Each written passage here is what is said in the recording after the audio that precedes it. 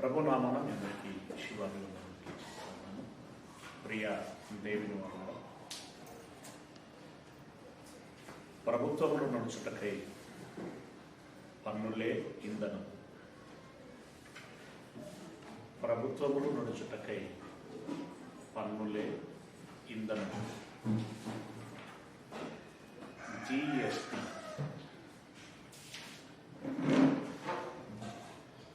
Goods and service tax, CGST central goods and service tax, SGST tax. ప్రభుత్వములను గురించినటువంటి నిర్వచనాలు ఎలా ఉన్నా కూడా ప్రభుత్వములు అన్నప్పుడు అధినేతలు, అధికారులు, సిబ్బంది, వారి అవసరమైనటువంటిది ధనం. ఇవన్నీ ఉంటే కానీ ఒక ప్రభుత్వము నడవదు. మరి ఈ ధనమును సమకూర్చేది ఎవరు అనంటే ఆ దేశములోని పౌరులు. వారు సామాన్యులు కావచ్చు, ఓ మోస్తారులో ఉన్నటువంటి వారు కావచ్చు, ధనవంతులు కావచ్చు, ఎవరైనా సరే ఎవరైనా సరే వారికి విధించబడినటువంటి పన్నులు వారు చెల్లించాల్సినటువంటి అవసరత ఉంటుంది. చెల్లించము అని పౌరులు అన్న ప్రభుత్వాలు నడవలేవు. చెల్లించాల్సిందే అని ప్రభుత్వాలు బలవంత పెట్టినా ప్రజలు ఇబ్బంది ఎదుర్కోవలసినటువంటి పరిస్థితి. సరే, ఏదేమైనప్పటికీ ఈ పన్నుల వ్యవస్థ పురాతన కాలం నుండి ఇప్పటి వరకు కూడా కొనసాగుతున్నటువంటి విషయం. పన్నులు వేసి మమ్మలను మోదుతున్నారు, దోచుకుంటున్నారు అని ప్రజలు ఎప్పుడు నష్టపెడుతూనే ఉంటారు. అలాగే మేము ఇంకా దానికి వేయలేదు పన్ను, దీనికి వేయలేదు, ఇంకా దీనికి తక్కువ వేస్తున్నాము, ప్రజల మీద భారం పడకుండా చూసుకుంటున్నాము అని ప్రభుత్వాలు ఎప్పుడూ చెప్పేటువంటి మాట. మరి ఇక్కడ ప్రభుత్వాలు తప్పుగా అర్థం చేసుకుంటున్నాయా, లేదా ప్రజలు తప్పుగా అర్థం చేసుకుంటున్నారా? పరిస్థితి ఏంటి అనేటువంటిది ఇది మేధావులైనటువంటి వారు తేల్చాల్సినటువంటి విషయం. సరే, ఈ విషయాన్ని గురించి బైబిల్ ఏం తెలియచేసింది అనేటువంటి విషయాన్ని మనం ఆలోచించేటువంటి ప్రయత్నం చేసినట్లయితే, ప్రియులరా, ప్రప్రథమముగా దేవాలయమును కట్టింది ఎవరు? అప్పుడు కాళేశ్వరి. ప్రప్రథమముగా దేవాలయమును కట్టింది మోషే నాయకత్వంలో ఇశ్రాయేలు. కుడారు గుడిసె మాత్రం దేవాలయం కాదా? ప్రథమముగా దేవాలయమును కట్టింది మోషే గారు. ఓకే, ఆ మోషే గారు దేవాలయమును కట్టేటప్పుడు దానికి కావలసినటువంటి నిధులు ఎక్కడి నుండి వచ్చాయి?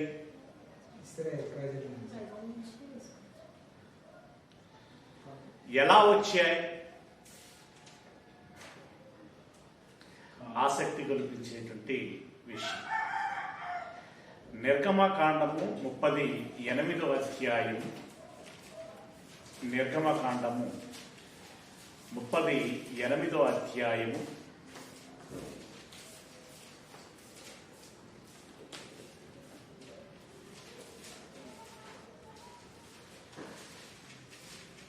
28 24 నుండి నేను చదువుతున్నాను. మనకు అవసరమైన మాట మాత్రం 26 వచ్చిన. ఓకే, పరిశుద్ధ స్థలమైన పని అంతటిలోను పని కొరకు వ్యయపరచబడిన బంగారమంతయు అనగా ప్రతిష్ఠించబడిన బంగారు పరిశుద్ధ స్థలపు తులము చొప్పున 116 మణుగుల 530 తులములు. సమాజములో చేరిన వారి వెండి పరిశుద్ధ స్థలపు తులము చొప్పున 400 మణుగుల 1575 తులములు. ఈ పన్ను 26వ వచనం చదవండి. ఈ పన్ను 20 ఏళ్ళు మొదలుకొని 20 ఏళ్ళు మొదలుకొని ఏ పన్ను? ఏ పన్ను? ఇదిగో ఈ దేవాలయమునకు అవసరమైనటువంటి బంగారము వెండి ఎంత పడుతుందో చెప్పాడు. ఓకే, దానికి సంబంధించినటువంటి పన్ను 20 ఏళ్ళు మొదలుకొని 20 ఏండ్లు మొదలుకొని పై ప్రాయము కలిగి లెక్కలో చేరిన వారందరిలో అనగా 6,03,570 మందిలో 6,03,570 మందిలో తలకు ఒకటి అరతులము. 20 ఏండ్ల పై వయసు నుండి, అంటే ఆ రోజు ఉన్నటువంటి నియమం ప్రకారం సొంతంగా పనిచేసి సంపాదించగలిగేటువంటి వయస్సు 20 సంవత్సరాలు. ఈ 20 సంవత్సరములు మొదలుకొని పై వయస్సు కలిగినటువంటి వారందరూ కూడా పన్ను చెల్లించాలి. ఎంత? ఎంత? అరతులము. అంటే ఇప్పటి లెక్కల ప్రకారం దాని విలువ ఎంత? 25,000 పన్ను వేయటం జరిగింది.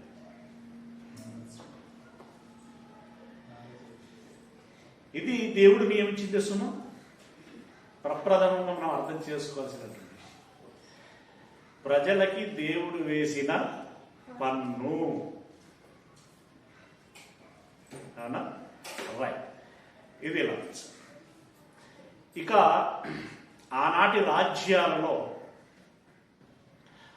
ఒక అలవాటు ఉంది, ఒక విధానం ఉంది. అదేంటంటే ఎవరి బలము ఎక్కువ ఉంటే వారు బలహీనమైనటువంటి రాజ్యాల మీద దాడులు చేసేటువంటి వారు. ఇది న్యాచురల్, సహజమైనటువంటి ప్రక్రియ. దాడి చేసి ఆ దేశాన్ని వారి దేశంలో కలుపుకోవటము, లేదా ఆ దేశంతో రాజీ కుదుర్చుకోవటము, మ్యూచువల్ అండర్స్టాండింగ్. ఓకే, లేకుంటే ఆ దేశాన్ని సర్వనాశనం చేసి అక్కడ ఉన్నదంతా తెచ్చుకోవటం. ఇలా 3 విధాలుగా జరుగుతూ ఉండేటువంటిది. అయితే మీరు ఏదైనా ఒక దేశం మీదకి యుద్ధానికి వెళ్ళినప్పుడు, ఇశ్రాయేలు చెప్తున్నాడు, యుద్ధానికి వెళ్ళినప్పుడు ముందుగా వారికి రాయబారం పంపండి. మీ మీదికి మేము యుద్ధం ప్రకటిస్తున్నాము. వారు మీతో రాజీ కుదుర్చుకుంటే, సమాధాన పడితే, అప్పుడు వారితో మీరు రాజీ పడి వారికి పన్నులు విధించండి అని చెప్పాడు. వాటికి రెఫరెన్సులు ఉన్నాయి. ఇప్పుడు అధికమవుతాయి కనుక దాన్ని తెలుగుబాటులో కావాలన్నటువంటి. ఇక వారు వినలేదు, మీరు దోచుకున్నారు, మొత్తం పట్టుకొచ్చారు. వాళ్ళకున్న ఆ రోజు సంపద అంటే గొర్రెలు, మేకలు, పశువులు, బంగారం, వెండి తదితర. ఈ సంపదని పట్టుకొచ్చినప్పుడు ఆ సంపదను ఏం చేసుకోమన్నాడు అంటే 2 భాగాలుగా విడగొట్టండి. దోచుకొచ్చిన సొమ్మును 50-50గా విడగొట్టండి. అందులో సగము సైనికులకు ఇవ్వండి, సగం ప్రజలకు ఇవ్వండి. అయితే ఇది అదనముగా వచ్చినటువంటి ధనము కదా, అంటే ఇలా మామూలుగా వ్యవసాయము పశువుల్లో పెంచుకొని సంపాదించిన ఆదాయం కాదు, దోచుకొని తెచ్చుకున్నటువంటి ఆదాయం. ఇది 50-50% సైనికులకి ప్రజలకి పంచిన తర్వాత ఈ ధనము మీద వారికి ట్యాక్స్ వేయాలి అన్నాడు. ఈ ధనం మీద వారికి పన్ను విధించాలి అన్నాడు. ఆ మాట మనం చూడగలిగినట్లయితే సంఖ్యాకాండం 31వ అధ్యాయం, సంఖ్యాకాండము 31వ అధ్యాయం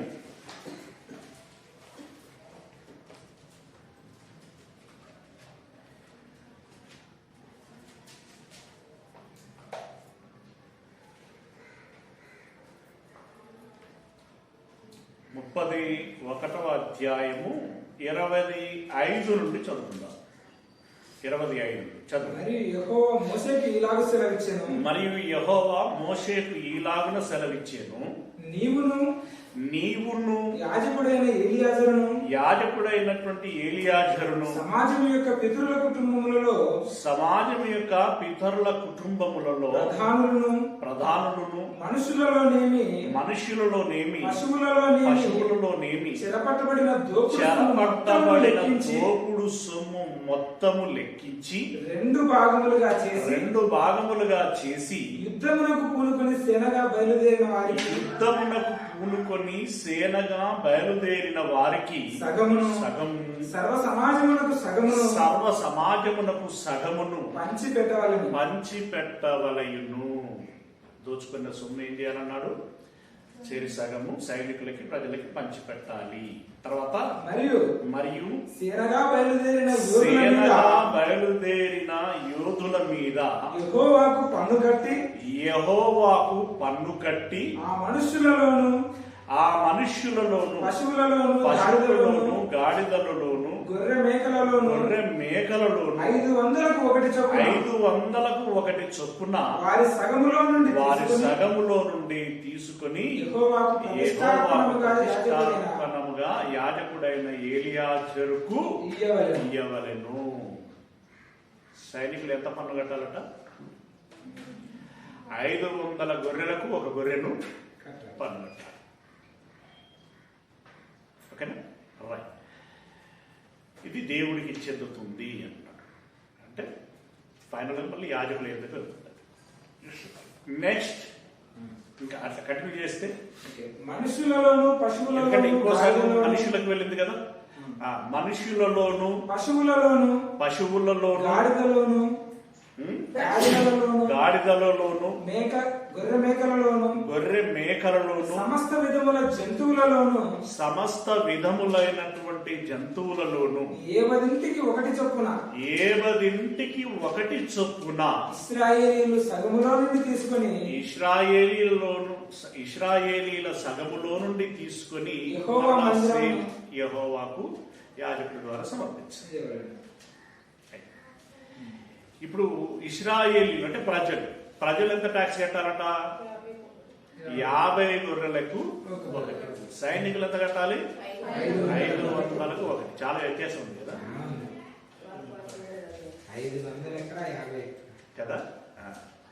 సరే, మొత్తానికి మాత్రం పన్ను చెల్లించాలి. ఇది ఏం పన్ను? దోచుకొచ్చుకున్నటువంటి సొమ్ముకు సంబంధించినటువంటి పన్ను. మొదటిది ఏం పన్ను? మొదటిది ఏం పన్ను? దేవాలయపు పన్ను. అంతేనా? గుడి పన్ను, దేవాలయపు పన్ను. రెండవది దోపిడి సొమ్ము పన్ను. ఇప్పుడు మూడో విషయాన్ని ఆలోచించుదాం. ద్వితీయోపదేశకాండం 20వ అధ్యాయం. ద్వితీయోపదేశకాండం 20వ అధ్యాయం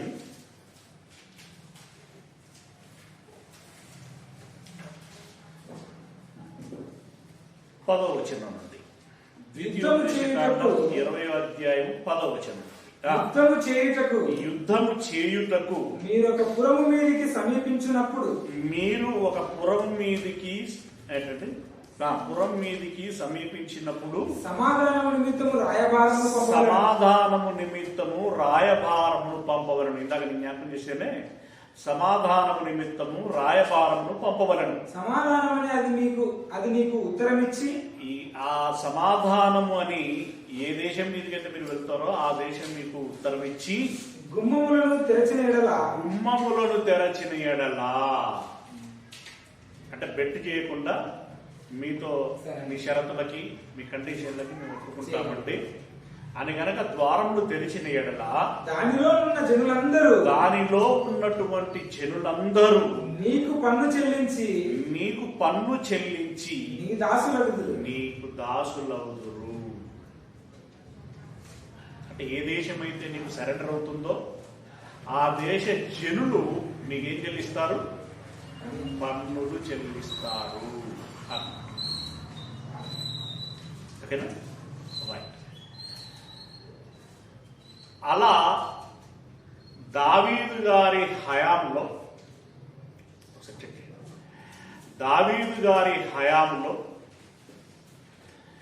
అనేకమంటే వీరు యెహోషువ గారి నాయకత్వంలో కనాను దేశమును స్వతంత్రించుకున్నది మొదలుకొని తదుపరి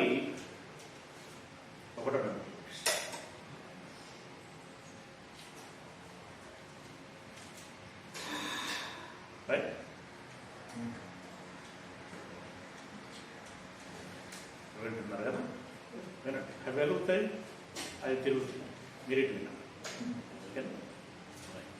అన్ని స్విచ్లు వేయాలి. ఏముంటుంది ఉన్నది ఉన్నట్టు రైట్ ఫ్యామిలీ స్విచ్.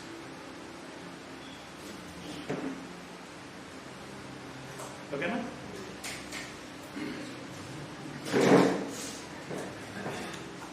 ఆ ఫ్యాన్ ఒకటి నెంబర్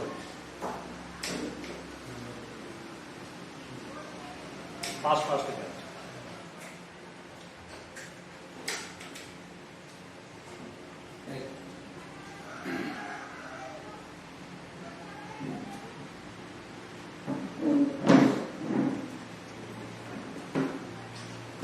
గుమ్మములను తెరచిన ఎడల దానిలో ఉన్నటువంటి జనులందరూ నీకు పన్ను చెల్లించి నీకు దాసులగుదురు. అది మీతో సమాధాన పడకే అయితే వాళ్ళకి పంపించి. ఇది అలా ఆ కాలంలో నుండి ఉన్నటువంటి విధానం బ్రిటిషర్స్ కాలం వరకు కొనసాగుతూ వచ్చింది. Okay, right. ఇప్పుడు ఇదొక రకమైనటువంటి పన్ను. ఇదే పన్ను రాజీ కుదుర్చుకుంటే విధించాలి. రాజీ కుదుర్చుకోవడం మీన్స్ సరెండర్ అయినటువంటి దేశం అంటే లోబడిన దేశానికి విధించబడే పన్ను. ఎన్ని రకాలైన? 4 దేవాలయ పన్ను, దోపుడు సొమ్ము పన్ను, లోబడిన దేశపు పన్ను. ఓకే, అబ్బాయి. ఇప్పుడు మనం ఎక్కడికి వచ్చి ఇందాక కరెంటు గురించి ఆగామో, దావీదు గారు తన హయము అనేక దేశాల మీద యుద్ధానికి వెళ్ళాడు. అనేక దేశాలను లోపరుచుకున్నాడు. అంటే వాళ్ళు సరెండర్ అయ్యారు. దావీదు వీరత్వం ముందు ఎవరు నిలబడలేరు. ఓకే, దావీదు తదనంతరం ఆ సరెండర్ అయినటువంటి దేశాలు దావీదు చేసిన చట్ట ప్రకారము ఉన్నట్లుగా సొలొమోను గారికి అప్పగించడం జరిగింది. ఇన్ని దేశాలు మన అధికారం కింద ఉన్నవి, ఇది చక్కగా మెయింటైన్ చేసుకో అని చెప్పడం జరిగింది. అందుకే సొలొమోను గారి కాలంలో పెద్దగా యుద్ధాలు చేయాల్సినటువంటి అవసరత రాలేదు. మరి ఇప్పుడు ఈ దేశాలన్నీ ఏం చేసేవి అని అంటే చూడండి, ఆ రోజుల్లో మరి అంత వైభవం సొలొమోను అనుభవించడం గల కారణం ఏంటంటే ఇదొక కారణం. చూడండి, రాజుల గ్రంథము 1వ, రాజుల గ్రంథము 1వ 4వ అధ్యాయము 21వ వచనం. నది యూఫ్రటీసు రాజుల గ్రంథం మొదలుకొని 4వ అధ్యాయం 21వ వచనం. నది యూఫ్రటీసు మొదలుకొని నది యూఫ్రటీసు మొదలుకొని ఐగుప్తు సరిహద్దు వరకు, ఐగుప్తు సరిహద్దు వరకు. యూఫ్రటీస్ నది ఎక్కడ ఉంది? అక్కడ మీద యూరప్, టర్కీ అంటే ఇక్కడ యూరప్, కింద ఈజిప్ట్ వరకు. అంటే వాళ్ళ దేశం ఇలా ఉంటుంది మొత్తం. ఆ రోజు ప్రపంచం క్షేత్రంగా ఉన్నటువంటి జనాభా ఎక్కువగా ఉన్నటువంటి ప్రాంతం అది.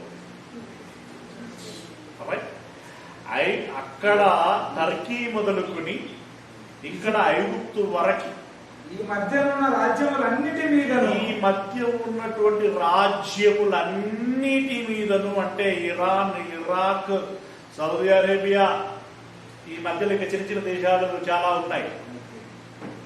మనం చెప్తా ఉంటాం కదా, సౌదీ ఇటు అరబు కంట్రీస్ లో వెళ్ళామంటే ఖతార్ అని, యమన్ అని, ఒమన్ అని, ఇవన్నీ అన్నమాట. ఈ దేశస్తులందరూ ఈవెంతో ఘటికులుగా ముద్ర వేయబడినటువంటి ఫిలిస్తీన్లు సహితం, అంటే పాలస్తీనియన్స్ అంటున్నాడు. ఓకే, ఈ మధ్యలో ఉన్న రాజ్యములన్నిటి మీదను, ఈ మధ్యలో ఉన్నటువంటి రాజ్యములన్నిటి మీదను, ఫిలిస్తీన్ల దేశం అంతటి మీదను, ఫిలిస్తీన్ల దేశం అంతటి మీద, అంటే దావీదు ఫిలిస్తీన్ల యొక్క పీచ మనసాడనమాట. ఫిలిస్తీన్ల దేశం అంతటి మీదను సొలొమోను ప్రభుత్వము చేసెను, సొలొమోను ప్రభుత్వము చేసెను, అంటే అధికారము చేశాడు. ఆ జనులు పన్ను చెల్లించుచు, ప్రభుత్వం చేసినంటే దాని అర్థం ఏంటి? ఇప్పుడు మొదలుల వల్లే వారు ఆ రోజుల్లో వీళ్ళందరికీ యజమాయిషిగా ఉన్నారనమాట, పెద్ద అంటే కదా. ఇప్పుడు వీళ్ళందరూ సామంతులు కదా. ఈ సామంతులైనటువంటి వాళ్ళందరూ కూడా సొలొమోనుకు లోబడి ఉంటుండగా ఆ జనులు పన్ను చెల్లించుచు సొలొమోను బ్రతికిన దినములన్నీ అతనికి సేవ చేయించు వచ్చిరి. వీళ్ళందరూ ఏం చేశారట? పన్ను చెల్లించారు. ఎందుకు అనంటే వారు సొలొమోను యొక్క రాజ్యం కింద రాజీపడి ఉన్నారు. అయితే ఇది అదనుగా తీసుకున్నటువంటి జ్ఞాని అయినటువంటి సొలొమోను అజ్ఞానముగా ఏం చేశాడంటే, ఏమైనా ఆడితే కొంచెం కొంతమందికి అలా ఉంటుందండి, కొంచెం అలుసు ఎక్కువైపోయేసరికి కళ్ళు కనబడకుండా అయిపోతుంది. వీరు ఎలాగో కడుతున్నారు కదా అని చెప్పేసి ఆయన ఏం చేశాడంటే రకరకాల, మనం అర్థం చేసుకోవాల్సి వస్తారు. మేబీ రకరకాల వ్యసనాలకు అలవాటు పడినటువంటి వ్యక్తి ప్రజల మీద పన్నుల భారాన్ని పెంచుతూ పోయాడు. వారు కాదు పన్ను కడుతున్నారు శక్తి మేరకి, కానీ జాలదు అంటున్నాడు. ఇక పెంచుతూ పోయాడు. పెంచుతూ పోతే అప్పుడు కొంతమంది జనులు సొలొమోను దగ్గరికి వచ్చి విన్నపం చేసుకున్నారు, కానీ ప్రయోజనము లేకుండా పోయింది. అంటే డైరెక్ట్ ఆ మాట లేదు, బట్ మనం అర్థం చేసుకోవడానికి ఒక సందర్భాన్ని జ్ఞాపకం చేస్తాం. సొలొమోను తదనంతరము అధికారంలోనికి వచ్చింది ఎవరు? సొలొమోను కుమారుడు రెహబాము అధికారంలోనికి వచ్చినప్పుడు మొట్టమొదటిగా మంత్రిమండలి సమావేశం పెట్టాడు. మంత్రిమండలి సమావేశం పెట్టి ఇప్పుడు నా ప్రభుత్వము క్షేమంగా నడవటానికి నేనేం చెయ్యాలి అని చెప్పేసి అడిగాడు. నేనేం చేస్తే బాగుంటుంది అని చెప్పేసి అడిగాడు. అప్పుడు ఆ పెద్దలు చెప్పినటువంటి సలహా ఏంటంటే, మీ నాన్నగారు ప్రజల మీద బహుభారము మోపాడు, నీవది తగ్గిస్తే జనులు సానుకూలంగా ఉంటారు, అప్పుడు నీ రాజ్యం పటిష్టంగా ఉంటుంది అని చెప్పారు. కానీ ఆ కొడుకు ఏమన్నాడు, ఈయనకు తుక్కి క్యాంప్. ఏం ఫ్రెండ్స్ అంటారు వాళ్ళని, అలాంటి వాళ్ళని ఏ స్నేహితులు అంటారు వాళ్ళని, తొట్టి క్యాంప్, రైట్. అలా బ్యాచ్ ఉంటుంది, వాళ్ళ ఫ్రెండ్స్ చిన్నప్పటి నుండి కలిసి పెరిగారట. ఈ ముసలోళ్ళు ఎట్లా చెప్తున్నారని చెప్పేసి ఆ స్నేహితులను పిలిపించుకొని, ఒరే పెద్దలు ఇలా చెప్పారు నాకు సలహా, మీరైతే ఏం చెప్తారు అని అన్నా. ఏకా ముసలోళ్ళకి ఏం తెలుసురా, మనం ఇంకా సంపాదించాలి, ఇంకా మనం ఎంజాయ్ చేయాలి, నువ్వు ముందే చెప్పి పెట్టడం మంచిది, లేకుంటే వాళ్ళు కొంచెం కొంచెమే ఇస్తారు. మా డాడీ నడుము కంటే నా చిటకన వేలు దొడ్డుది అని మనం చెప్పారు. అంటే దాని అర్థం ఏంటి, పన్నుల భారం ఇంకా నేను పెంచుతూనే ఉంటాను. మోదీ అయితే ఎట్లయితే అంటున్నాడో, పెంచుడే తప్ప పెంచి దంచుడే తప్ప దించుడు లేదు అని ఆయన అధికారంలోకి వచ్చినప్పటి నుండి ఎంత వరదాకా వెళ్ళిందంటే, 1వ తరగతి అమ్మాయి మోడీ గారికి లెటర్ రాసింది. వచ్చే దిన వస్తాయన్నారు మోడీ గారు. అలాగే చిన్నపిల్లల గురించి కూడా ఒక కామెంట్ చేశారు. అంటే బేటీ పడావో ఏ బచావో పడావో, అంటే వాళ్ళ వాళ్ళ మేలు కోరి కాంక్షించి అలాంటి స్లోగన్ ఇచ్చి, ఆ రకంగా మీరు బాగా ప్రగతి పథకంలో వెళ్ళండి అన్నట్టుగా చెప్పినటువంటి మీరు అంకుల్ పెన్సిల్ మీద కూడా పన్ను పెట్టారు, రబ్బర్ మీద కూడా పన్ను పెట్టారు. ఇలాంటి పరిస్థితులలో మేము పెన్సిల్ ఎలా కొనుక్కోగలము,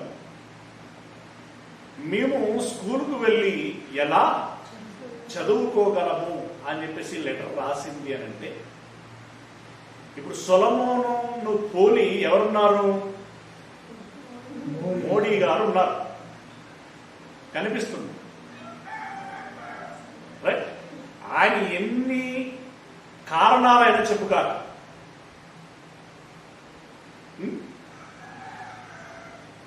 ఎదిగేటువంటి వారు ఎదగకుండా అదిని పెట్టి దేశము అభివృద్ధి పరుస్తాము అని చెప్పేసి అనటములో అవివేకము తప్ప మరొకటి కాదు.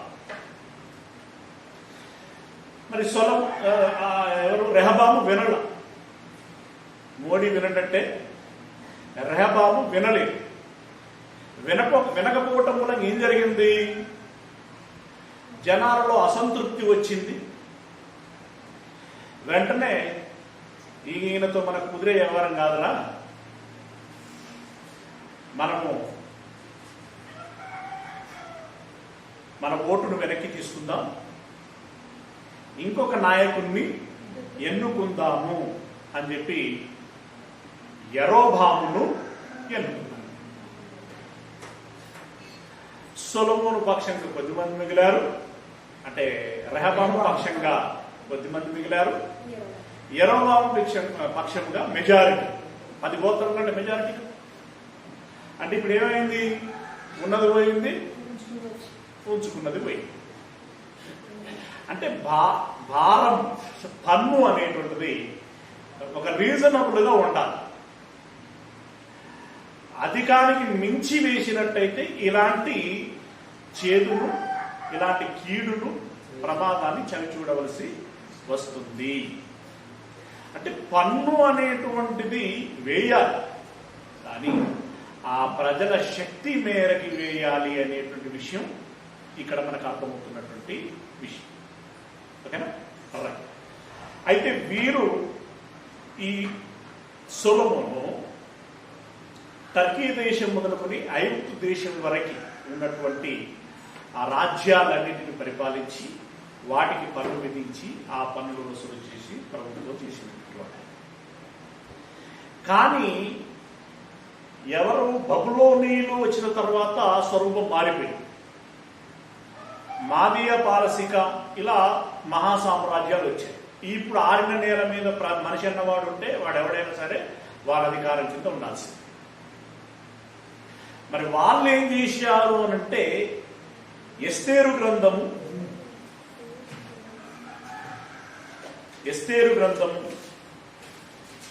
10వ అధ్యాయము 1వ వచనం. ఎస్తేరు గ్రంథము 10వ అధ్యాయము 1వ వచనం.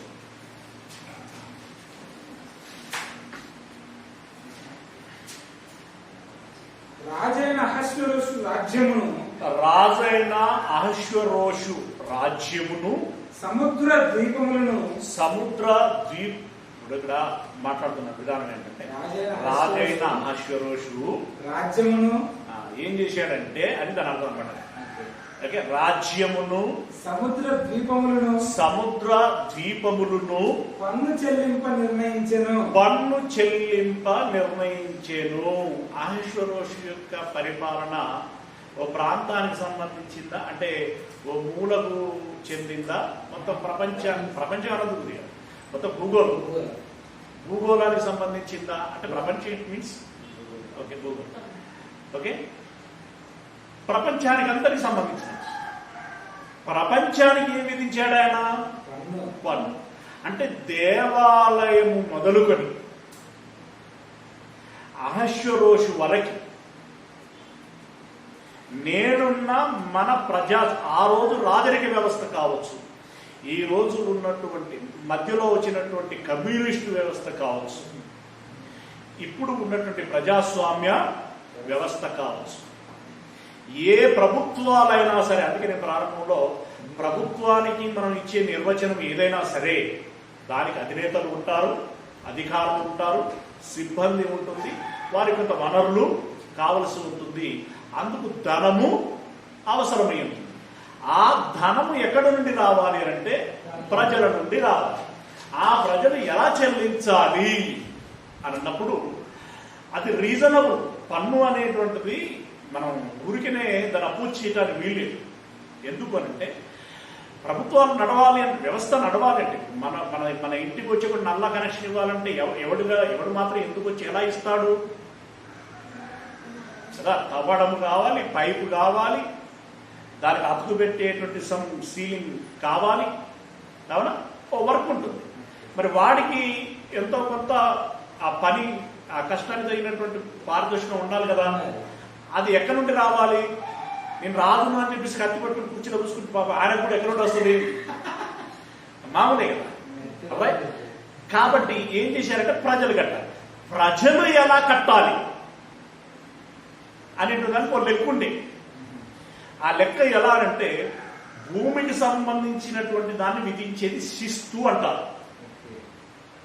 ఓకే, ధనమునకు సంబంధించినటువంటి కట్టేదాన్ని సుంకము అని అంటారు. ఓకే, సర్వీస్ అని అంటున్నానే పనులు అంటే పని చేసి పెట్టడం. సర్వీస్ అంటే ఇప్పుడు కరెంటు అనుకో సర్వీస్ అని పడతాం, సర్వీస్ ట్యాక్స్, సర్వీస్ ఛార్జెస్ అని పడతాం. లైక్ సర్వీస్ ఉంటుంది కదా, సర్వీస్ సంబంధించినటువంటి వేసేటువంటి దాన్ని పన్ను అంటారు. ఓకే, అంటే దాదాపు మూడింటి అర్థం ఒకటే, బట్ అప్లికేషన్ ఈ పదాలు ఫలానికి వాటికి వాడతాం. భూమికి శిస్తు, ఇది మాత్రం మొదటి నుండి బండగుర్తుగా వస్తున్నటువంటి విషయం. ఓకే, అలాగే ధనానికి సుంకం, అలాగే పనికి పన్ను. ఓకే, ఇలా విధించారు. అది ఎలా విధించారు? మళ్ళీ ఎన్ని ఎకరాలు భూమి ఉంటే అంత శిస్తు. ఎకరం అంటే ఎకరానికి ఎకరానికి సరిపోయేసి ఇస్తే, అంటే అందరూ ఒక్కంతే కట్టాలనేటువంటిది నియమం వెళ్ళారు. భూములు ఎంత ఉంటే దాన్ని బట్టి, ధనం ఎంత ఉంటే, ఇన్కమ్ ట్యాక్స్ ఎలా కడతారు? లక్ష, నీకు వేలలో ఉన్నాయా దానికి సంబంధించిన ట్యాక్స్, లక్షలలో ఉంటే దానికి లెక్క సరిపోయింది, కోట్లలో ఉంటే దాని లెక్కకు సరిపోయింది. ఏమండి ఓ ముఖేష్ అంబానీ లాంటి వాళ్ళు ఎంత ట్యాక్స్ కడతారు? అప్పుడెప్పుడో జగన్ స్టేట్మెంట్ ఇచ్చుకున్నాడు, అడ్వాన్స్గా నేను 80 కోట్ల ట్యాక్స్ కట్టాను అంట. ఆ రోజుల్లోనే ప్రభుత్వం వాళ్ళ డాడీ చనిపోయిన కొన్ని రోజులకి, ఓకే, 80 కోట్లు ట్యాక్స్ కట్టాడంటే ఆయన ప్రాపర్టీ ఎంత ఉంటుంది అనేటువంటి మనం అర్థం చేసుకోవాలి. జగన్ 80 కోట్లు కట్టాడు అంటే మరి అంబానీ ఎంత కట్టాలి? అంటే వాళ్ళు 100 కోట్లు 1000 కోట్లు కడతారు, మనం కట్టగలమా? అసలు ట్యాక్స్ సంగతి పక్క పెట్టు, మనకు ఆస్తి లేదు కదా మన పరిస్థితి. అంటే మనం ఎంత అయితే మనం ఇప్పుడు మనం కడుతున్నాం, మరి మనం ఎంత కడుతున్నాం? పేస్ట్కు ట్యాక్సే. నేను మొన్న ఒక పిక్ కనబడి ఉండేది, నేను అది కట్ చేస్తాను అంటే సేవ్ చేద్దాం అనుకున్నా, మిస్ అయింది. కాళ్ళ గోర్లు తీసుకునే నెయిల్ కట్టర్ మొదలుకొని ఎయిర్ కట్ చేసేటువంటి మంగళ షాప్ వరకు నా బాడీలో ట్యాక్సీ కట్టని అవయవం లేదు అని అన్ని మళ్ళీ రీజనబుల్ అన్ని చెప్పాడు. ఎక్కడ దేనికైనా ట్యాక్సీ కడుతుంది, చెప్పుకు ట్యాక్సీ, ఇలా ఇక్కడ కత్తెరకు ట్యాక్సీ, ఇవన్నీ చెప్పొచ్చు. అంటే మనం పేస్ట్కు ట్యాక్స్ కడుతున్నాం, బ్రష్కి ట్యాక్స్ కడుతున్నాం, సబ్బుకి ట్యాక్స్ కడుతున్నాం, పౌడర్కి ట్యాక్స్ కడుతున్నాం, అవునా, టిఫిన్కి ట్యాక్స్ కడుతున్నాం, ఇట్లా ప్రతి దానికి ట్యాక్స్ కడుతున్నాం. మనకు తెలియదు కానీ ఆ ట్యాక్సీ డబ్బు గనక మనం అనుకుంటాం 2 రూపాయలు 5 రూపాయలు 10 రూపాయలు కదా అని మనం అనుకుంటాం. వాటి కూడి చూడండి మీ పోతుంటే వాటితో ఒక బిడ్డ పెళ్లి చేయొచ్చు, ఒక కూతురు పెళ్లి చేయొచ్చు అండి. అంత డబ్బు మనం ట్యాక్సుల రూపంలో కడుతున్నాం. ఓకేనా? అందుకే ప్రభుత్వాలు నడుస్తున్నాయి. Very good. 3 రకాల పన్నుల గురించి బైబిల్ చెప్పింది. కానీ రాను రాను ప్రభుత్వాలు ఆ 3కు 6 చేసాయి, 6కు 120 చేశాయి. ఇంకా పన్నులు నడుస్తూ ఉంది. అయితే ఆ రోజుల్లో దేవుడు కొందరికి ఒక ఎగ్జంప్షన్ ఇచ్చాడు. ఎవరికి అనంటే ఎజ్రా గ్రంథము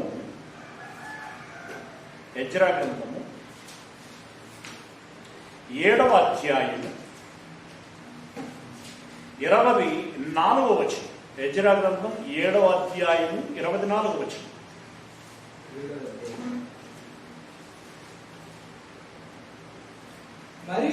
మరియు యాజకులు ఓకే, యాజకులను, లేవీయులను, గాయకులను, ద్వారపాలకులను, నెతినీయులను,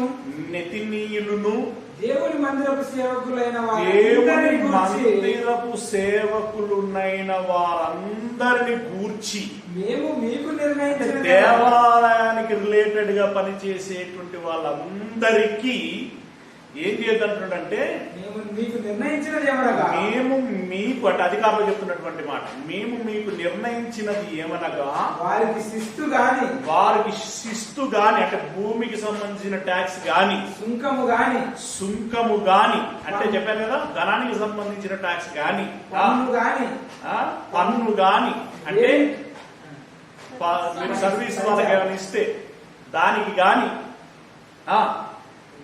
పన్ను గాని వేయుట న్యాయము కాదని తెలుసుకొనుడి.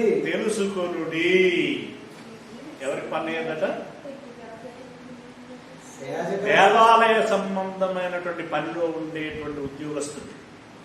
మన భాషలో ఆ రోజుల్లో పరిచర్య అది, ఇప్పటికైనా పరిచర్య అనాలి, కానీ మనం అర్థం చేసుకోవడానికి వాడేటువంటి పదం. ఆ దేవాలయ సంబంధమైనటువంటి పరిచారకులు ఎవరైతే ఉన్నారో వాళ్లకు ఏ విధమైన పన్ను విధించకూడదు అని. ఓకే, ఇక దీని గురించి నేను ఎక్కువ మాట్లాడవచ్చు, అర్థమైపోయింది కదా. వాళ్ళు దేవుని పనిలో ఉంటారు కాబట్టి వాళ్ళకు ట్యాక్స్ ఇవ్వదు. ఇంకొక విషయం కూడా ఏంటంటే ఇక్కడ అర్థం చేసుకోవాల్సింది, లేవీలకు పెద్దగా స్వాస్థ్యాలు ఇవ్వలే, అది మనం మనసులో పెట్టుకోవాల్సింది. వారికి ఎక్కువ భూములు, వ్యవసాయ భూములు ఇవ్వలేదు, వారికి ఎక్కువ పశు సంపద అది ఎక్కువగా లేదు.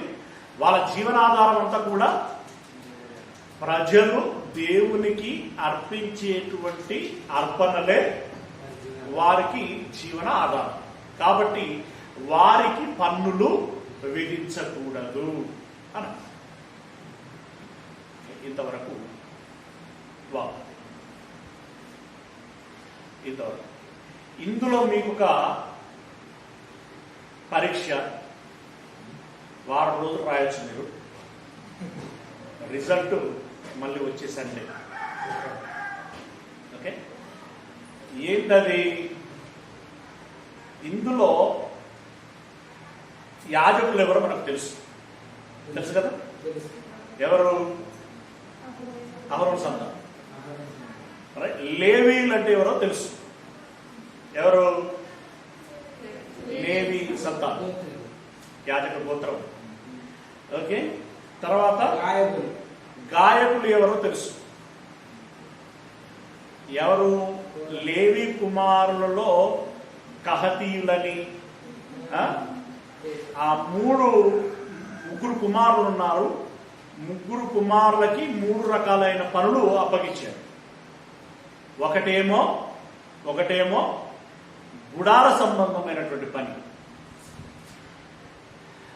రెండవదేమో ఆ గుడారములో పెట్టేటువంటి మందసము, బల్ల, బలిపీఠము, దానికి సంబంధించినటువంటి పని.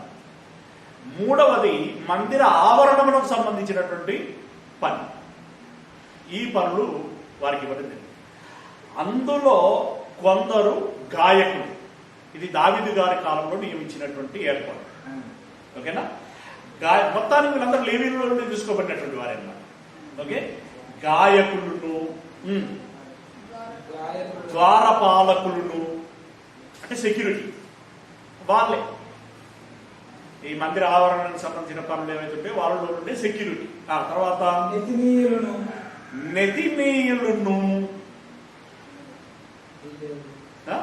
దేవుని మందిరపు సేవకులైన వారందరినీ గూర్చి చెప్తున్నాను, వారికి పన్ను విధించకూడదు. ఇక్కడ క్వశ్చన్ ఏంటంటే, నెతిమీయులు ఎవరు?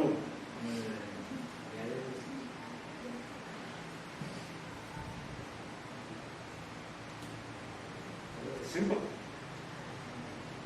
ఈ ప్రజలు ఎవరు? ఈ నెతిమీయులు ఎవరు? ఓకే, వాళ్ళెవరు అనేటువంటిది మీకు హోంవర్క్, 6 రోజుల సమయం, వచ్చే ఆదివారం చెప్పచ్చు. మౌఖిక పరీక్ష. ఓకే, ముఖాముఖిగా అడగడం జరుగుతుంది, మీరు చెప్పాల్సి ఇష్టం. ఇది ఓల్డ్ టెస్టామెంట్లో ఉన్నటువంటి ఇష్టం. మరి కొత్త నిబంధన ప్రకారం ఇది ఎక్కువ నేను వివరణ ఇవ్వదలుచుకోలేదు, ఎందుకంటే చాలాసార్లు, చాలా సందర్భాలలో, చాలా పాఠాల కోసం, చాలా కోణాలలో వాడబడినటువంటి విషయం. మీ ప్రభు పన్ను కట్టడా అని ఎవరు? ట్యాక్స్ నిజాయితీగా వసూలు చేసి అది ప్రజలకు బాగా అక్కడికి వచ్చేటువంటి పనులు చేయాలని అడిగినోడు కాదు. పగబట్టి వీళ్ళని ఎట్లా పిండాలన్నా, వీళ్ళని ఎట్లా అణిచేయాలా అనేటువంటి అక్కసుతో అడిగినటువంటి ప్రశ్న.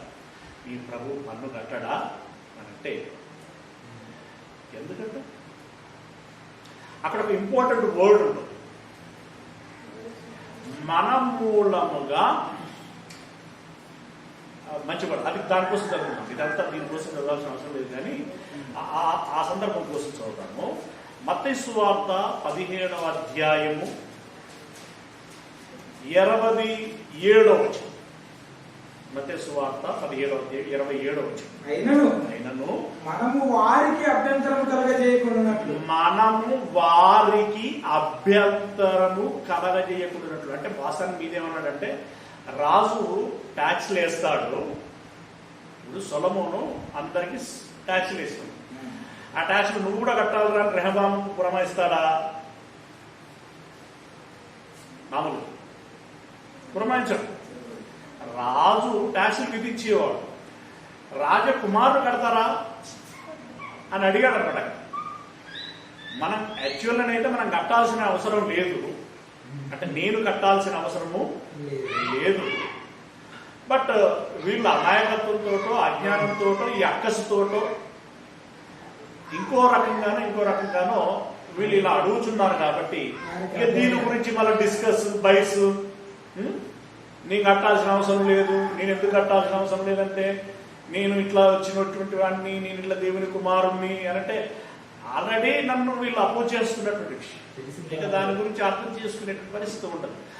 అందుకని ఈ రభస వద్దు, అభ్యంతర కారణముగా ఉండకుండున్నట్లు నీవు నువ్వు సముద్రం యుద్ధకు వెళ్ళి గాలం వేయి, మొదటగా ఒక శాప వస్తుంది, దాని నోట్ల ధనం ఉంటుంది, దాన్ని తీసుకొచ్చి నాకు పేతురు కష్టపడ్డా నీకు కూడా పన్ను కట్టు అన్నమాట. ఓకే, అంటే దాన్ని బట్టి యేసయ్య చెప్పినటువంటి విషయం ఏంటంటే, పన్నుల విషయంలో మీరు అభ్యంతరకారకంగా ఉండకుండా పన్ను కట్టండి అని చెప్పారు. తదుపరి మరొక సందర్భము వస్తుంది. ఒక ఆయన వచ్చి, మీరు చాలా లాజికల్గా మాట్లాడతారు, అలాగే ముక్కుసూటిగా మాట్లాడతారు, ఉన్నట్లుగా మాట్లాడతారు, న్యాయంగా కూడా మాట్లాడతారు, మరి ఈ విషయంలో మీరేం చెప్తారో చెప్పండి. కైసరు చాలా పన్నులు వేస్తున్నాడు, ఇంతకీ అసలు మనం కైసరికి పన్ను కట్టొచ్చు అంటారా వద్దంటారా? ఇరుగున పెట్టడానికి సుమా అడిగింది. అంటే యేసును నేరస్తుడిగా చూపించడం కోసం. ఆ రోజులో దేవునికి రాజు వ్యతిరేకంగా మాట్లాడితే మరణశిక్ష ఉంది. అందుకోసం అనమాట వీళ్ళు ఎత్తుకట్ట కట్టొచ్చు అనంటే మీకు తెలిసిందే. కాయిన్ తెమ్మన్నాడు, దీని బొమ్మ ఎవరిదన్నాడు, ఈ పేరు ఎవరిదన్నాడు, కైసర్ అని వాళ్ళు చెప్పారు. కైసర్ కనుక కైసర్కి ఇచ్చేసేయండి, కైసర్కి ఇచ్చేసేయండి, దేవునికి ఇచ్చేయండి అని అన్నాడు. అంటే ఓవరాల్గా ఏం చెప్పాడు అంటే పన్ను కట్టుమనే చెప్పాడు. రైట్. ఇక మనబోటి వారికి నేరుగా పౌలు ద్వారా చెప్పించినటువంటి విషయము రోమపత్రిక 13వ అధ్యాయము 7వ వచనం. రోమపత్రిక 13వ అధ్యాయము 7వ వచనం. 13వ అధ్యాయము 7వ వచనం. ఇందుకే కదా మీరు పన్ను కూడా చెల్లించుచున్నారు. కాబట్టి ఎవరికి పన్నో వానికి పన్నును, ఎవరికి సుంకమో వానికి సుంకమును చెల్లించుడి. అంటే పన్ను ఎవరికి కట్టాలో వారికి పన్ను కట్టండి, సుంకం ఎవరికి కట్టాలో వారికి సుంకము కట్టండి అని చెప్పి ఈ మాట మనం ప్రమాణంగా తీసుకోవాలి. మనం కూడా మనకు సంబంధించినటువంటి పన్ను కట్టాలి. చట్ట ప్రకారంగా మనకు విధించబడేటువంటిది ఏదైతే ఉంటుందో ఆ పన్ను కట్టాలి. కాకపోతే అది సమంజసకరంగా లేకపోతే అది ప్రభుత్వం దృష్టికి తీసుకెళ్లటం, చట్ట సవరణ చేయించటం, ఇది మళ్ళీ న్యాయసమ్మతమైనటువంటి విషయం. అది వేరు. అయితే ఇక్కడ ఓకే, దేవుడే దేవాలయ సంబంధమైన పన్ను కట్టమన్నాడు. దావీదు లాంటి వారిని, సొలొమోను లాంటి వారిని లేపింది దేవుడే. అలాంటి సొలొమోను మిగిలిన రాజ్యాలన్నిటి నుండి కూడా పన్ను వసూలు చేయడం జరిగింది అన్నప్పుడు కొంతమందికి ఎక్కడో కొంచెం ఒక అసంతృప్తి భావన కలగడానికి అవకాశం ఉంది. రైట్? అయితే ఆ విషయంలో కేవలం మిగిలిన రాజ్యాల వాళ్ళు ఇశ్రాయేలీలకు పన్ను కట్టడమే కాదు. జాగ్రత్తగా గమనించినట్లయితే ఇశ్రాయేలీల చేత ఇతర దేశస్తులను శిక్షించినటువంటి దేవుడు అదే సమయంలో ఇశ్రాయేలు సరిగ్గా లేకపోతే ఇతర దేశస్తులతో ఇశ్రాయేలీలను శిక్షించడం జరిగింది. మరి ఇంత చేసి అంత తీవ్రమైన చర్య తీసుకున్న దేవుడు పన్నుల విషయంలో మాత్రం ఇశ్రాయేలును ఎలా వదిలిపెడతాడు? వదిలిపెట్టలేదు. ఏం చేశాడు తెలుసా? వేరే దేశస్తులు వారు అశూరియన్లు అలాగే ఐగుప్తీయులు కూడా ఇక తర్వాత నెబుకద్నెజరు పడుకొని ఈ రోమా కైసర్ వరకు ఇశ్రాయేలీల మీద పన్నులు విధించినటువంటి వారే. వీరు వారికి కట్టినటువంటి వారే. కనుక చట్టము అనేటువంటిది అందరికీ సమానమే అనేటువంటి విషయం తెలియచేయడం జరిగింది. ఓకే, ఇశ్రాయేలీలు పట్టుబడులాగా దేవుడే చేసిన సందర్భాలు ఉన్నాయి. మరి పట్టుబడినప్పుడు సహజంగానే వీళ్ళు వాళ్ళకి చేయాలి, పన్ను కట్టాల్సింది. అలా కట్టడం అనేటువంటిది జరిగింది. సరే, వారైనా వీరైనా ఎవరైనా రెహబాము ఉదాహరణ సొలొమోను రెహబాముల యొక్క సందర్భాలను బట్టి ప్రజలు వారి శక్తికి మించిన భారము పడులాగున వారికి పన్నులు విధించకూడదు అనేటువంటిది అక్కడ తేలుతున్నటువంటి విషయం. ఇక రెండవ విషయాన్ని ఇప్పుడు ఏం చెప్పాడంటే, యోహాను గారు సువార్త ప్రకటిస్తున్నట్టు బాప్తిసం ఇచ్చేటువంటి యోహాను గారు సువార్త ప్రకటిస్తున్నటువంటి కాలంలో ఆ రోజుల్లో పాపులు అని ముద్రించబడినటువంటి సుంకరులు వచ్చి యోహాను గారిని అడిగారు, అయ్యా మా వృత్తి ఇది, మా మీద ఉన్న ఆరోపణ ఇది, మమ్మల్ని ఏం చేయమంటారు అని అడిగారు. అడిగితే అప్పుడు యోహాను గారు చెప్పారు, లూకా సువార్త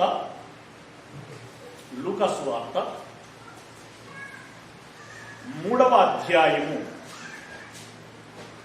లూకా సువార్త 3వ అధ్యాయము 12వ వచనం. సుంకరులను బాప్తిస్మము పొందవచ్చి బోధకుడా మేమేమి చేయవలనని అతనిని అడగగా అంటే యోహాను మాటలు ఇంప్రెస్ అయ్యారు. మేము కూడా బాప్తిసం తీసుకుంటామయ్యా అని అన్నారు. మరి మేము బాప్తిసం తీసుకోవాలంటే మాకు ఉండాల్సిన అర్హత ఏంటి, మమ్మల్ని ఏం చేయమంటారు ఏంటి అని చెప్పేసి అడిగారు. అందుకు అతడు మీకు నిర్ణయించబడినటువంటి దానికంటే అంటే ఎంత వసూలు చేయాలని మీకు నిర్ణయించడం జరిగిందో అంతే తప్ప దానికంటే ఎక్కువ తీసుకునవద్దని, ఎక్కువగా వసూలు చేయకూడదని వారితో చెప్పాను. అంటే ఈ సుంకర్లు పాపులుగా ముద్ర వేయబడడానికి కారణం ఏంటనమాట? మామూలుగా పన్నులు వసూలు చేసినందుకు కాదు, ప్రజలను పీడించి పిండి నువ్వు రాజు గారు చట్టపరంగా హుకుం జారీ చేసింది ఓ అమౌంట్ ఉంటుంది. వీరేం చేస్తారంటే దానికి ఇంకా పావుల కలిపో ఆటన కలిపో ఇంత కట్టాలి నువ్వు అని చెప్పేసి కరాఖండిగా తీర్చేయడం. ఇంతేనా, దీనికి ఇంతే ఉందా లేదా అని చెప్పేసి ఈ రోజు మాదిరిగా వస్తువు మీద ట్యాక్స్ ఇంత అని చెప్పేసి దాని మీద ముద్రింపబడి ఉండేది కాదు ఆ రోజుల్లో. అలాగే వెంటనే టక్కున సెల్ ఫోన్ ఓపెన్ చేసి దీనికి అసలు ట్యాక్స్ ఉందా లేదా అని చెప్పేసి చెక్ చేసుకునే పరిస్థితి ప్రజలకు లేదు కదా. అప్పుడు ఆ సుంకరు వచ్చి ఇంత అంటే ఇంతే, అంతే. ఇక వాళ్ళకి నిజంగా మరి ఏమైనా పేపర్ ఏమైనా ఇచ్చేదో ఇవ్వదో అది మనకు తెలియదు. కానీ ఎక్కువ వసూలు చేసేది, ఎక్కువ వసూలు చేయకూడదు అని దేవుడు చెప్పాడు. రెండు చెప్పాడు, నియమింపబడిన దానికంటే ఎక్కువ చెల్లించకూడదు. రెండవది, నియమించటము కూడా ప్రజలు ఎంత మోయగలరో అంతే విధించాలి అనేటువంటిది తేల్చబడినటువంటి విషయం.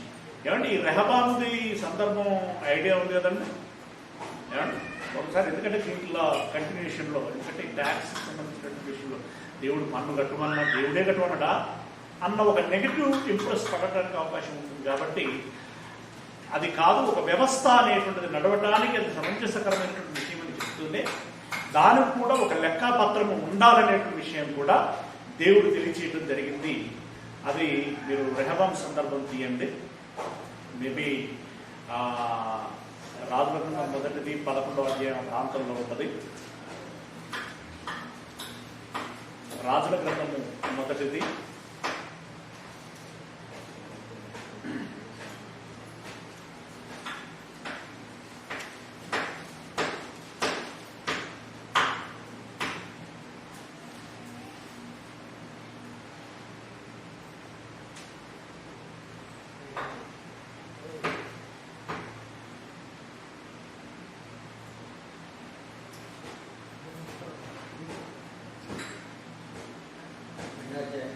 అంటే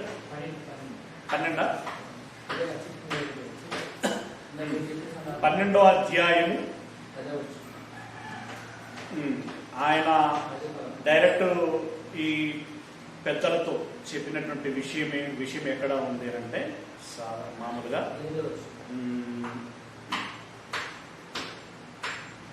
వీరు అడిగినటువంటి విషయం 10వ వచనం చదువుతాము.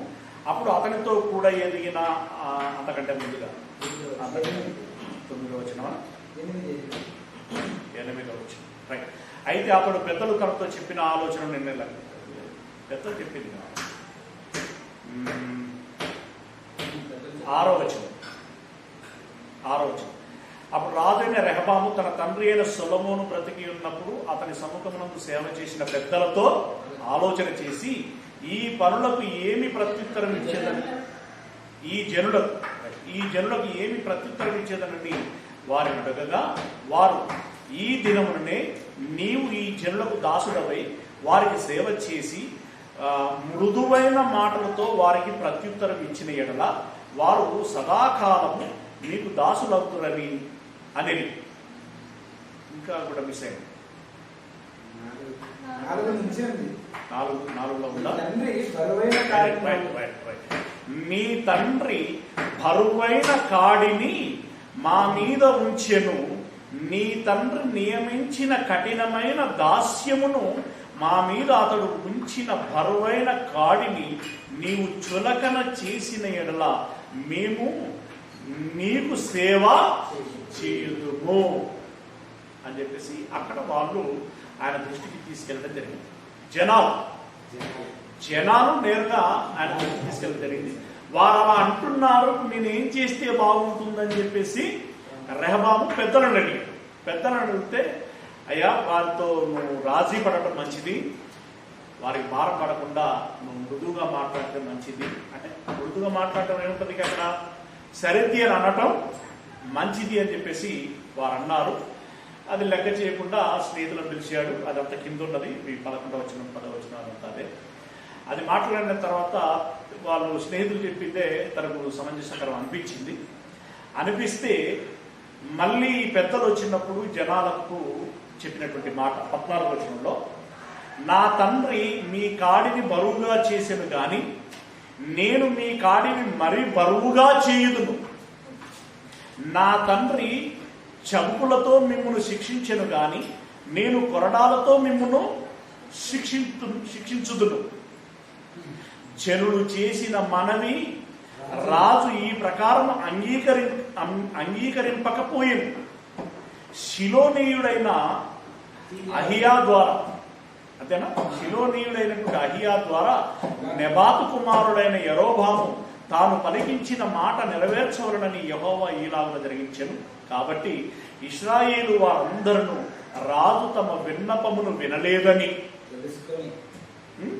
రాజు తమ విన్నపమును అంటే భారం తగ్గించండి అయ్యా అంటే వినలేదని తెలుసుకొని రాజుకి ఇలాగ ప్రత్యుత్తరం ఇచ్చింది, దావీదులో మాకు భాగమేది, యెషై కుమారుని యందు మాకు స్వాస్థ్యము లేదు. ఇశ్రాయేలు వారులారా మీ గుడారములకు పోవుడి, దావీదు సంతతి వారులారా మీ వారిని మీరే చూచుకురడి అని చెప్పి ఇశ్రాయేలు వారు తమ గుడారములకు వెళ్ళిపోయిరి. అంటే పరోక్షంగా ఏం చెప్పారంటే ఈ రాజు మనకు వద్దు అని, ఈ రాజు మనకు వద్దు అని. ఈరోజు కూడా మరి ఈ ప్రభుత్వాలు ఇలాగే కనుక ట్యాక్సులు పెంచుకుంటూ పోతే ఒకనొక దినమున ఈ ప్రజలు తిరగబడేటువంటి పరిస్థితి వస్తుంది. ఈ ప్రజలకు ప్రస్తుతం ఉన్నటువంటి ఆయుధం ఓటు. ఓకే, ఇక్కడ నా వ్యక్తిగత అభిప్రాయం ఏంటంటే ఓటు ద్వారా ఒక నాయకుడిని ఎన్నుకున్న తర్వాత ఆ నాయకుడిని ప్రజలు పరిశీలిస్తూ ఉంటారు. మొదటి దినం నుండి విత్ ఇన్ 6 months లేదంటే 1 సంవత్సరం తర్వాత ఆయన పనితీరును బట్టి రీకాల్ చేసుకునేటువంటి అవకాశం కూడా ఇవ్వాలి. అంటే ఇతడు బాగా పనిచేయటం లేదు, మాకు ఇతడు ఇప్పుడు వద్దు అని తీసేసే వెసులుబాటు ఉండాలి. అది కూడా మెజారిటీ ఆఫ్ పీపుల్స్ అభిప్రాయాన్ని బట్టి ముందుకు వెళితే బాగుంటుంది. ఎందుకంటే ఇప్పుడు ప్రస్తుతం మన నాయకులు ఎలా తయారైపోయారంటే ఒకసారి ఎన్నుకోబడ్డామంటే 5 సంవత్సరాలు బిందాస్, తర్వాత వాళ్ళు ఎన్నుకోకపోయినా సరే నాకు పెన్షన్, అలా తయారైపోయి వాస్తవానికి అదే జరుగుతుంది. పెన్షన్ వస్తుంది జీవితకాలం, ఇంకేం కావాలి అన్న రకంగా. మళ్ళీ ఎన్నిసార్లు ఎమ్మెల్యేగా చేస్తే అంత పెన్షన్ అదనంగా యాడ్ అవుతూ ఉంటుంది. అంటే సింగిల్ టైంకి ఇంత, డబుల్ టైంకు దానికి ఇంత యాడ్ చేయాలి, అలా పెన్షన్ పెరుగుతూనే ఉంటుంది. అలా వాళ్ళు ఒక దాన్ని బ్రతుకు తెరువు ఆధారంగా ఆదాయంగా వాళ్ళు భావిస్తున్నారు. కాబట్టి ఏదో ఒక రకంగా ఒకసారన్నా గెలిస్తే చాలు అని చెప్పి గెలవడానికి ప్రయత్నం చేస్తున్నారు. రీకాల్ చేసుకునే అవకాశం కూడా ఈ ప్రజలకు ఉంటే కాస్త ఇలాంటి నాయకులు జాగ్రత్త పనులు చేయడానికి అవకాశం ఉంది. రైట్, ఓవరాల్గా క్రైస్తవులమైన ప్రజలందరూ, ఓకే, ప్రజలందరూ అలాగే అందులో ముఖ్యంగా క్రైస్తవులమైనటువంటి వారు పన్ను కట్టొచ్చా కట్టకూడదు అంటే ఏం చెప్తాం? పన్నులు కట్టాల్సిందే. కానీ ఆ పన్నులు ఎలా ఉండాలని కోరుకుంటాం? న్యాయబద్ధంగా, సమంజసకరంగా ఉండాలి. లేదు అసమంజసకరంగా వేస్తున్నారు, అప్పుడు ఏం చేయాలి మనం? ఇది మాకు ఇబ్బందికరంగా ఉంది, మాకు భారంగా ఉంది, ఈ భారాన్ని తగ్గించండి అని చెప్పేసి ఆనాడు జనులు రెహబాము దృష్టికి తీసుకెళ్ళినట్లుగా మనం కూడా మరి మనకి ఏ వ్యవస్థ, ఏ మాధ్యమం ద్వారా వారికి తెలియజేయబడే అవకాశం ఉంటుందో ఆ రకంగా మాత్రం తెలియచేయడానికి వెనకాడాల్సినటువంటి అవసరం లేదు. ఇది మరి జిఎస్టీ గురించి దేవుడు చెప్పినటువంటి మాట. ఓకేనా? పాట పాడుతూ